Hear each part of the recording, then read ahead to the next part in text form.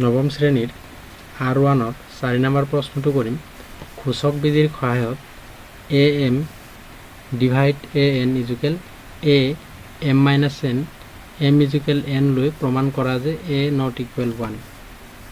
তো সমাধান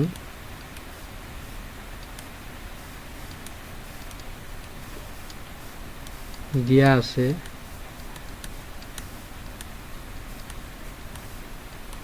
আছে কি দিয়া আছে আমাৰ m ইকুৱেল n আৰু কি দিয়া আছে a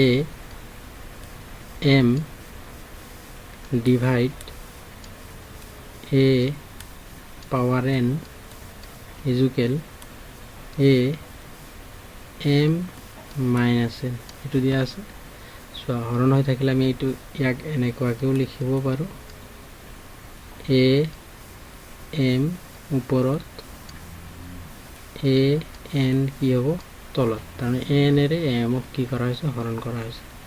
ঠিক আছে এটো হৈ যাব a m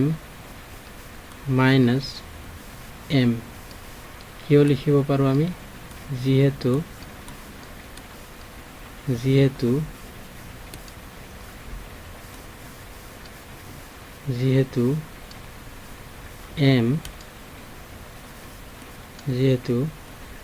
m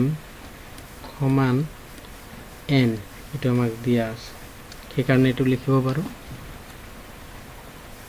ঠিক তেনেকৈ একে ধৰণে ইয়াতো লিখিব পাৰো a m divide a m equal a not এটো কি হ'ব a নট ইয়াৰ পিছত চোৱাচোন এটো সমান সমান আছে এই দুটাক যদি কাটি দিও কিমান পাম 1 পাম কিমান পাম 1 পাম এটো কাটি দিলে পাম 1 তো ইফালে কিমান হল a নট হৈছে না এক কাটি দিলে এক কাটি দিলে একো নাই মানে 1 আছে a নট ইকুৱেল 1 তো কি হল প্ৰমাণিত